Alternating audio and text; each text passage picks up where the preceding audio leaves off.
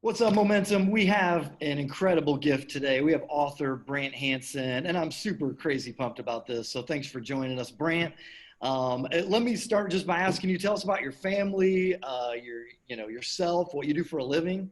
Sure. My family, I've been married for 30 years. I've got two grown-up kids, and I live in South Florida, and I am a radio host and an author.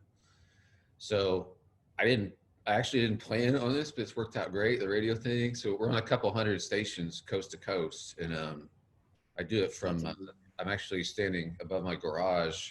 We live in a little townhouse, but I do it from my little home studio, and it's gone Yeah. awesome. So that's where I am. So for Momentum, Brant is a writer. He's written for CNN.com and Washington Post and Relevant Magazine, for those of you who know that.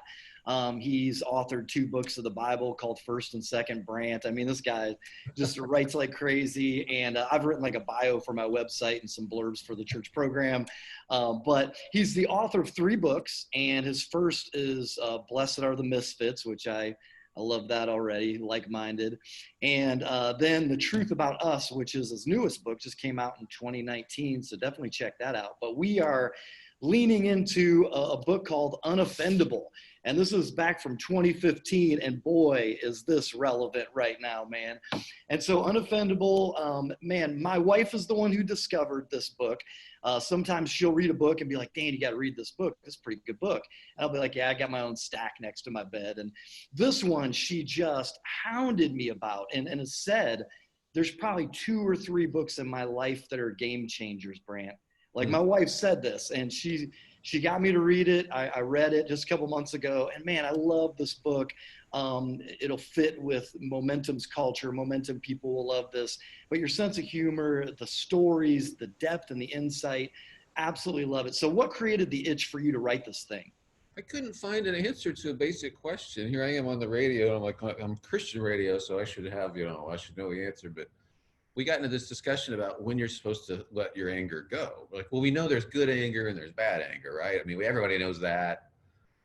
And I'm like, okay, so the good anger, do I just carry that to the grave? Do I just stay mad at stuff that's happened in my past? I've had some pretty significant wrongs that have happened to me growing up and whatnot. Like, is that just something I just always stay angry about because it's righteous anger? And I couldn't get a straight answer. And then I kept looking in the Bible, and I was like, okay, what does it say about righteous anger? And righteous anger in the Bible is always about God, not me. His anger is righteous. We are supposed to, the verse says, in your anger, do not sin. And if you've been around church culture very long, I grew up with it. I knew that that was in the Bible. It says, in your anger, do not sin. And that was actually used as a justification for saying, it's good to be angry. See, anger is righteous. It says, in your anger, do not sin. That means it's not a sin. That means it's really good to be angry. Like, but the rest of the verse, nobody memorizes. The rest of the verse says, and be sure to get rid of your anger before the sun goes down. So I'm like, well, if it's righteous, why am I told to get rid of it today? Why is it 5 verses later it says, get rid of all anger? Why is God entitled to certain things we're not? Why is he entitled to vengeance, but we're not? Well, I'm not God. I'm a sinner. And the instructions actually are very clear for humans. There is no such thing as righteous anger. I was shocked. And when I wrote the book, I thought theologians who are, way smarter than me and more educated would come along and just crush me like a tin can. And intellectually, it hasn't happened. Instead, I've gotten some pretty bright folks going, well, we haven't thought about this before. We've always thought we have righteous anger. Yeah. And we always thought that we were the ones to decide whether it's righteous or not. Of course, we think our anger is righteous. But anyway, that's what triggered it, just wondering and then finding out that there is no righteous anger for humans in the Bible. Yeah, that's good. That's really good. So how would you describe, just in your own definition, what does it mean to be unoffendable or unoffended? How do you live like that, or what does that mean? Well, I started the book with this, but I was actually in a business meeting where the boss said, you can actually choose to be unoffendable. And I thought that can't be right, because I'm supposed to be offended by certain things. I'm supposed to be. That's part of being a Christian, for one thing. Who's going to get mad about Harry Potter if I don't? Yeah, if I don't do it, or like somebody's legitimately doing something horrible, I'm supposed to be angry about it. That's my job, I thought. Yeah. But I think as I've I've ruminated about this, and as I was writing the book, I realized, like, this is a lifestyle. Mm. We shouldn't be shocked by human behavior. We know what human behavior is like. So for you to get on the interstate, you know, around Cleveland, if somebody cuts you off and you're like, I can't believe this. Like, go ahead and believe it. Like, have you never driven before? Is this not, like, why is this a new thing? Yeah. And I've realized you can approach each day. And I think this is what the boss was getting at the time. You can approach each day going, I know that lady is going to do the stuff that lady does. I know this person in my office is going to do that stuff he does. Mm. I know my mom's going to say this kind of thing because that's what she does. I know what my dad's going to do. I know, like, whatever it is. Humans are broken. When am I going to stop being shocked? Mm. Because it's actually taking a toll on me. Yeah. There's even a scripture. I don't know if you saw this in the book, but I mentioned there's a couple of scriptures where one's particular. Jesus is talking to his followers and he says, he knew what they were thinking. They were thinking some selfish stuff. And it says, no one had to tell Jesus what men were like. It's a great line. Yeah. So he's never like, you never see him freak out because of somebody's immorality or selfishness. He's never like, what? Oh my goodness. I didn't know that was coming. Oh, you guys, what? No, it's, he knows what we're like. And so as me as a follower, can I readjust my expectations about the way the world works to be healthier and also to extend the grace that's been extended to me outwardly and decide that at the beginning of the day. So I think that lifestyle is what it means to be unoffendable. Yeah, absolutely. And so I've got a method to my madness here, but I want to ask you the question. So if it weren't for Jesus, if you didn't work on this, what are the types of things that would typically offend you, get under your skin, you'd carry around with you all day or all your life? All I have to do is open up my phone and the temptation is there Yeah. to read stuff about how bad other people are, the people I disagree with politically or socially or whatever. Yep. I can easily find all sorts of examples of them being idiots and makes me mad, or people saying stuff I disagree with. There's an endless source. It's all on my phone. It's right with me. Yeah. Stream of anger. And each time I read one of those things, I actually get a little shot of dopamine because they've actually shown if you are affirmed, your viewpoint is shown to be right, you actually get a blast of dopamine. And we can get addicted to anything that gives us dopamine rush. So we literally get addicted to being right. And I'm as prone to that as anybody. But I want to grow and I want to change, and I can't constantly be feeding that. So the answer is, there's no shortage of things that would tick me off and can, if I allow it. Yeah.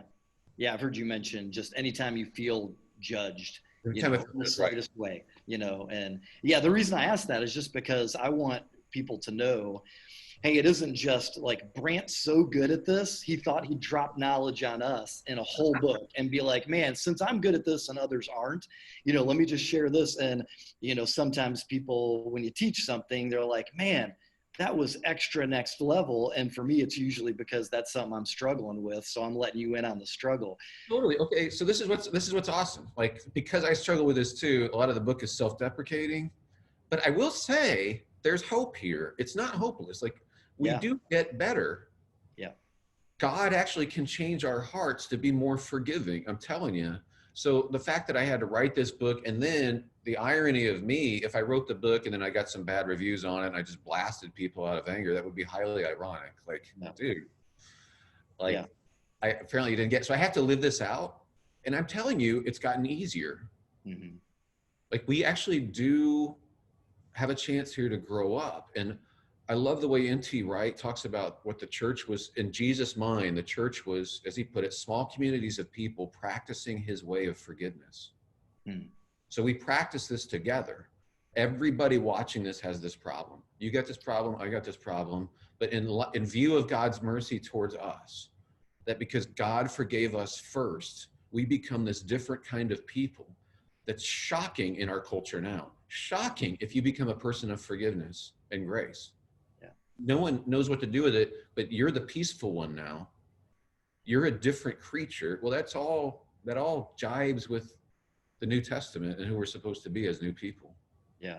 Yeah, that's great. That's super applicable to momentum, because even in all the stuff that the world's going through right now and our church is going through, our society, our community, there's been not a few people who have made the comment to me, man, I saw this on social media and it was somebody from Momentum, and just happen to like shake that off and figure out how to move on from that when this person is a brother or sister in Christ, but they don't necessarily agree with me on every social issue and Can I, every political issue. I love that. I love that somebody told you that and that they're struggling with it. But can I encourage, like, nobody stays together in this culture. Hmm. It's like, well, all you need is love. All we need is, no, apparently not, because the guys who sang all you need is love broke up screaming. Like John Lennon and Paul McCartney couldn't give peace a chance. They weren't at peace. Yeah. So if anybody sticks it out in this culture where you're like, you know what you wrote on Facebook is a slam on me, people like me, people who agree with me, people like, you don't understand, but you don't leave. That is amazing. And that is unity. That is like, Jesus must be at work, because there's no other way that this group of disparate people with different angles on things, who are saying the wrong stuff or being clumsy or being superior or whatever. Hmm. And you see that and you're like, yeah, and I'm not leaving you. Yeah. That's supernatural. And like, the world is looking for us to figure this out. I keep mentioning that with regard to race, for instance. Like, if there was an institution where Black and white people worked it out and modeled mutual submission, that institution would be growing by leaps and bounds right now, because everybody's so desperate for some answer, and the church should be able to provide it. We haven't been able to, because we haven't practiced it. Yeah. So I love that people are struggling with it, going, you know what you wrote is not okay, and I'm not leaving. That's pretty cool. Talk to us about anger. Like, we hear a lot in our culture, and from our best friends or whoever it is, just that anger, it can be good, it can be helpful, it can be an excellent motivator. You could write bars like Eminem and be a multi-millionaire. Venting is therapeutic. Like, well, I just had to vent this out to someone. And speak into that. Okay, two things on that. Number one, this is a big subject too, but I spent a chapter on it in the book about the physiological consequences of anger. They are not good. They're not good, because anger is actually there. And this is why we have to the Bible acknowledges we can get angry. We need to get rid of it as soon as possible. Yeah. Because it's there for fight or flight when we feel threatened. So animals get this fight or flight instantaneous response. All of these physiological changes happen. The cortisol spikes, adrenaline spikes. There's all sorts of things that happen. Your metabolism changes instantly so that you can run away and be safe from the animal that's pursuing you. We're the only creatures on the planet that hold on to all of that threat and live with it all day long and all night and into the next year and the rest of our lives, which are going to be shortened because of this anger. Those physiological responses will kill you. And there's a host of things, from heart disease to also like insulin levels. Like, you'll gain weight. Yeah. Like, it's spectacularly interesting. So for somebody to go, well, no, anger is good. I'm like, well, physiologically, it's an absolute disaster unless it's just for an instant. Like, you're in a Batman moment, you need to do something right now. Then it's a big help. Yeah. We're supposed to get rid of it. Second thing I would say,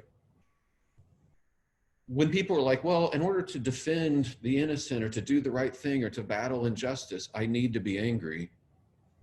I think that's a maturity issue. And I think if you think about it, okay, so who are the people in our culture that we task specifically with fighting injustice on a daily basis? Do you want those people angry? I've seen angry police officers. They're not good. Yeah. I've seen wonderful police officers. They're not angry. Right. Anger, you want judges who are angry? Do you want the military angry? My son's an officer in the military, has a lot of responsibility. I'm so glad he didn't operate out of anger. He just got back from Afghanistan. He knows to reject anger and to do things out of a compassionate desire to protect the vulnerable and the weak. Yes. That should be our motivation. So to say that anger is good, do you really want to say that? And Dallas Willard, a guy I like to quote a lot, but I just think he's got a lot of wisdom, but he said, anything you do with anger, you can do better without it. Hmm. Also, if anger is good, why is it always listed in the negative stuff in the Bible? It's always like bitterness. Get rid of anger, malice, resentment, slander. Why don't we talk about righteous slander or righteous malice or righteous bitterness? Wow. It's never listed in the fruit of the spirit, like love, joy, peace, anger, goodness. Like, if it's so good, where's the biblical evidence for that for humans? That's all you have to do is produce lots of verses, just like, yeah, go for it. It's so good. Righteous anger. Like, God's anger is righteous. Jesus' anger is righteous. I'm not him. Yeah, that's good, man. You should write a book on this. So, a few years ago, I saw on social media and just researching you before we did this interview, and I saw that your wife was attacked in your neighborhood back in like 2016, a few years ago, and you were having all kinds of trouble trying to get the police to show up, do something about it. Tell me about that situation real quick. This is after I'd written this book. Okay. My wife is on the street, broad daylight. We lived in a high crime neighborhood, very high crime. Broad daylight, she gets physically attacked by this guy coming down the street, stranger, young guy, 23 years old, grabs her around the neck, throws her on the pavement. What? So I was at work. She calls me crying. You know, the police got there and took the report and whatnot. The weird thing, long story short, is the police didn't do anything about it. And the guy continued to stroll past our front window because we lived right on the street, like in an old townhouse with a sidewalk. We didn't have front yards. Like, we're right on the street. Right. And he would just go back. She'd be knitting or something and look up and see the guy again. So I pursued him, not to beat him up or try to beat him. Or like I took pictures. I sent him to the police. I followed him to his house so I could get his address. I sent that. Weeks went by, they did nothing. So I finally decided, I put on a suit coat and tried to look real nice and everything. And I didn't even know where City Hall was. This is true, totally true story. I put on a suit coat and I told my wife, I'm going downtown and I'm not coming back until they arrest this guy. Wow. And I went door to door to these buildings that looked official in downtown Harrisburg. And that's not it. I found they said, no, you need to go down here, I walk in a lobby, and this is so true. You can watch it on YouTube. I've seen this, yeah. Because the news was there. I walk in a lobby. Again, I'm just thinking I'm going to the mayor's office, and I'm not going to stop. I'm not leaving until they do something, I walk in the lobby of this building, there's a press conference going on, and it's the police chief and the mayor and the head detective talking about crime in our area in Midtown and saying, we need people to step forward with information. And they were like, any other questions? I came in right at the end. And so I'm standing behind all the news people. And again, you can watch this, but I'm just Joe Blow off the street. But I was like, yeah, I got a question.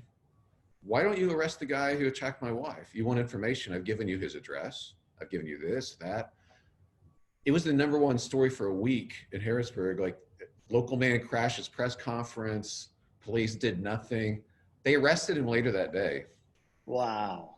But when people watch the video, and this is years of me thinking about God's forgiveness for people who do wrong to us. Like, I'm not going to allow him to continue to do this, but I'm not going to be angry about it. Yeah. Instead, I'm not going to allow anger to cloud my judgment. But you can watch me. I'm very cold in the press conference, but I stick to my guns, and I do not let them off the hook. And so people are like, dude, how are you so composed? I'm like, I'm trying to practice this thing where I don't want this guy to, I have to pray for the guy who attacked my wife. Yeah. That's the Jesus thing. So, but it's not accepting what he did. It's, I'm going to be relentless in attacking the injustice. Yeah. But we actually, ultimately, they asked us, do you want him to go to jail? They were like, no, we want mental health treatment. Just with this guy, what we began to understand about him, we wanted him to be treated. We wanted him to be monitored. It wasn't, we weren't out for vengeance. Yeah. And I think I was able to think clearly, and my wife was able to think clearly because we've been practicing this lifestyle of forgiving as God has forgiven us. It doesn't mean accepting injustice. Yeah. What it does mean is your anger, or my anger, does not make things just. We like to pat ourselves on the back if we tweet about something going, see, I'm angry. That means I'm on the right side. Like, hey, your tweet didn't do anything, man. In fact, they've done a study. There's a fascinating study done in British Columbia about this. The more you tweet angrily, the less apt you are to actually do anything. Wow. So I want to be a man of action, not a man of anger. And it's just so amazing because the way that story worked out, like I had to practice this. It was not easy, but there is hope. I mean, it does change things. Yeah. And I saw that video of you at the press conference, and I agree. You were not angry, but you were direct, and you were looking for action and asking tough questions. And he was on the spot. Like, I'll talk to you afterward. And you were like, okay, I can talk to you afterward, but I'd like to know. It was great, man. It was great. Yeah, it's funny because he's like, well, we'll talk. Well, he didn't want the media in. I was like, well, we'll talk about this later. I'm like, actually, we're going to talk about it now because they tried a lot of times to get you guys to do something. So, yeah, it's funny. Incredible. So I'm like, man, counsel me, Obi-Wan Kenobi, because I'm like, woo, like someone does something to my wife. Like I saw something that was like, he threw a hammer at her, the guy who attacked her. Yeah. Like, this is something from Super Mario Brothers, like what in the world? But he threw a hammer at her, and the typical built-in thing, that feels like my nature is to say, yeah, I'll go knocking on doors, but it won't be with a suit coat on looking for a particular office. It's going to be to find this joker. And so, like, speak to men about that, because my reaction, I think it was such a godly reaction, how you responded, but not necessarily, it's something I have to talk myself into. Yeah, I think not being angry, this is the thing a lot of us guys have to battle. We think not being angry means weakness. Mm-hmm. But it's not true. Yeah. Actually, toddlers get angry. Are they the strong ones? They can throw fits. Really? Is that being strong? Really? And I've also noticed this, and I think this is really instructive for guys. Like, ultimately, your wife is not attracted to you as an angry person. Yeah. She is not drawn. Your anger actually unsettles the home. Your anger actually makes her feel insecure, which is not attractive. A woman likes to feel secure. It's unsettling and threatening. So it's not anger, but it so happens that a man who takes action, and I haven't always done it, but when I've done it, I've noticed my wife is very attracted to that. So a man who defends the vulnerable, who champions the weak, who's willing to step forward and defend his family if needed, however that's needed, and take action in life, take responsibility. She finds that very attractive. Yeah. So I'm trying to make that distinction for guys. Like, look, anger, you think it's not weak, it actually is weak. And a guy who just is angry all the time and doesn't just do the right thing is actually, women don't find that particularly attractive. Yeah. Yeah. It's that biblical definition of meekness, that's strength under control, and that you can take action without having to be angry or mad. Yeah. That's the thing too. It's like, don't tell me that putting off anger is for weak people. Like we know that's not true. Look at anybody in our culture. That's anybody can get angry about anything all the time and pat themselves on the back for it because it's righteous. See, look how righteous I am. It's actually it's virtue signaling. It's a kind of moralism. And it's kind of like Pharisees did. Like, look at me, look how right I am. Like, I'm not sure that's strength. Yeah. Yeah. It takes a lot of strength to be gentle. Yeah. Everyone's got that guy at work. So it's one thing to have somebody offend you in the grocery store line or Home Depot. You're right. Everyone's got that guy, or typically, that lady at work who they have to interact with, or they're in your family, that person that is most offensive that comes to mind immediately. How do we learn to be unoffendable by him or her? You know what? There's some practical stuff we can do. I've been learning about this myself and practicing it. Okay, so this is, again, we're just talking here about how to do this together as believers. But Jesus says to bless those who curse us. And the person who curses you at work in those subtle ways or whatever, little put downs or little power moves or whatever, like, okay, those are real. So that person doesn't need a curse back. They probably had enough cursing in their lives for you to bless them back. Here's the thing. It might not change them. It might, but it will, I guarantee it'll change you. So there's a proverb that says a gentle answer turns away wrath. And I have been practicing this online where somebody disagrees or they're trying to be insulting, they're trying to start a fight.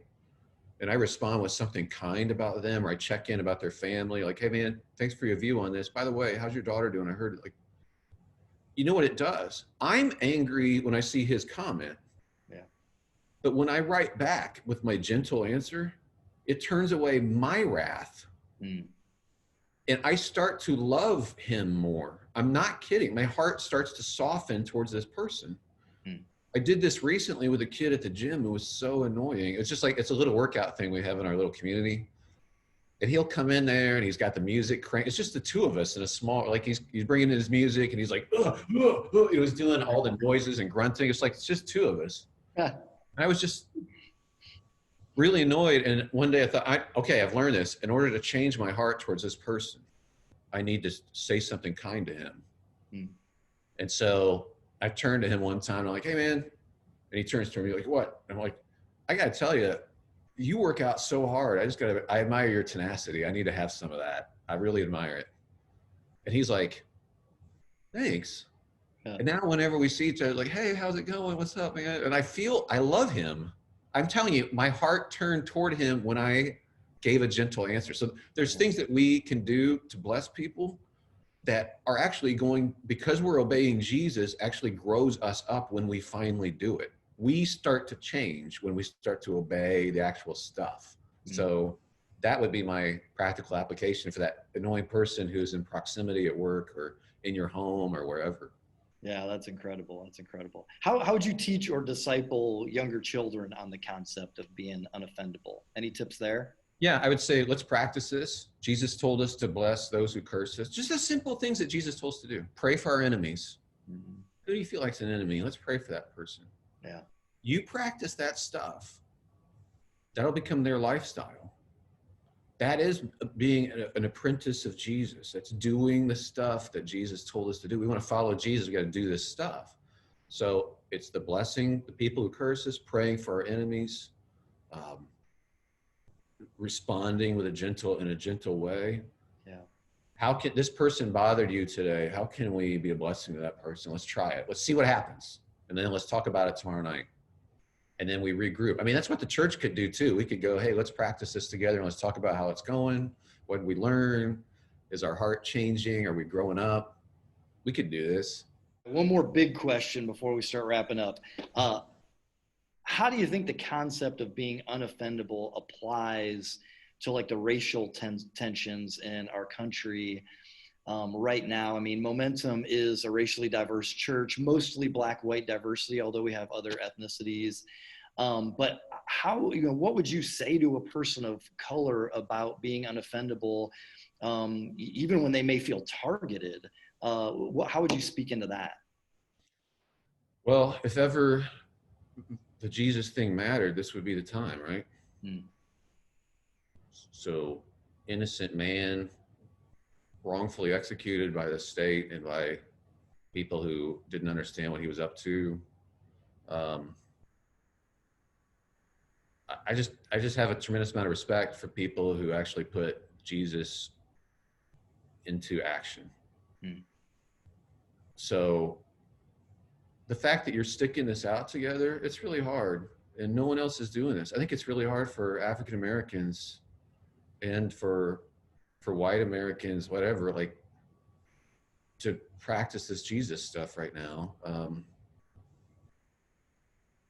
Mutual submission.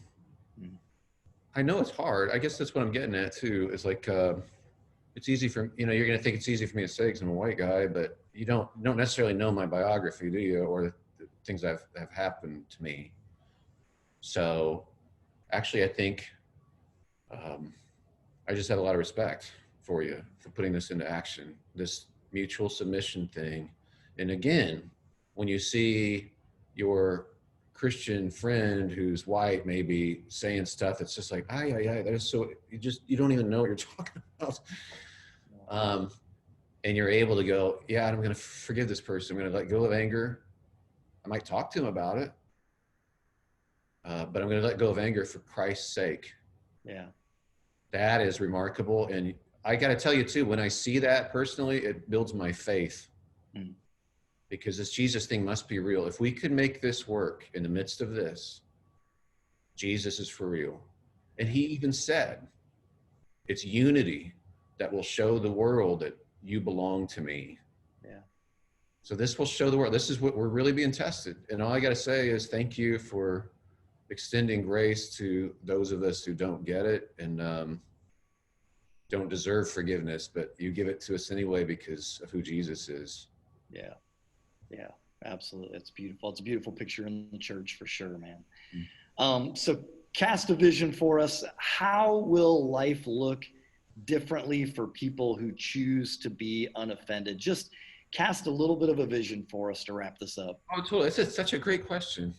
All the interviews I've done on this, nobody's ever asked me that question. I love that because I spent a good portion of the book about that. Like, you'll be lighter hearted. You will laugh more. You will cut people slack. People will start to cut you more slack because you're less judgmental. You will see people for who they are now. And you'll see like an artist does. And I tried to spend some time on that too, to say like, it's amazing God hasn't zapped us yet. I would if I was him looking down at our Dancing Bear act. I'd just be like, but he doesn't. He sees something like an artist that looks at a big block of marble and the rest of us can't see it, but the artist, the sculptor can. Yeah. Like if we're not being put off by people and constantly offended and constantly angered and righteously indignant and moving away, we're going to start to see something in people that no one else sees. Yeah. And I think that's God's vision for us. So there's a whole lot of good things that will happen in your life. And it shouldn't be a shock because Jesus, you know, he knows how we're created and he knows how we flourish. Yeah. And it's going to come, how we judge is going to come back in our lap overflowing, he says. That's positive and negative. Yeah. Like the measure you use, we measure back to you, overflowing out of your, like just, it'll just, so if it's going to be, I'm going to hold this against these people, well, guess what? That's going to come back to me from God. Yeah. And if it's, I'm going to extend grace, I'm going to be abundant. Grace is going to be abundant in my life. Yeah. Beautiful things. I'll be able to be grateful. You can't be angry and grateful at the same time. Yeah. I want to live a life of gratitude. It's healthy. Yeah. Well, Brant, thank you so much. Thanks so much for just digging into and unpacking a topic that is a game changer. And, you know, for me, it started with my wife being a game changer for her, passing it on to me. And man, I've really taken some stuff from this that's impacted me. And I know the same will be true for Momentum. And so Momentum, I just want to tell you a quick peek behind the curtain. This is actually the second time Brant has done this interview with me because we tried to do it yesterday and I hadn't hit record. Oh, it was the worst ever, but he was incredibly gracious after cussing me out and saying he'd never ever forgive me. No, it's not true. No, he was incredibly gracious. And so he's done this interview a second time for this knucklehead. And so Brant, thank you so much for doing this interview twice. My pleasure. Thank you, man. Thanks for spreading these ideas. I think it could be really cool if we Christians were known for this. Like, I think it's really cool. Absolutely, man. So you guys, seriously, this book is an incredible book. So much fun and so insightful and practical and helpful. So check out Unoffendable, grab it at Amazon or whatever. And also his new book, The Truth About Us. I haven't read that one yet, but I'd like to now. So that was in 2019. And you can go to BrantHansen.com is his website, but definitely look into Brant, follow him on social media, listen to his radio show, whatever, man. Thanks a lot, Brant. Really appreciate you, brother. God bless you, man. God bless you.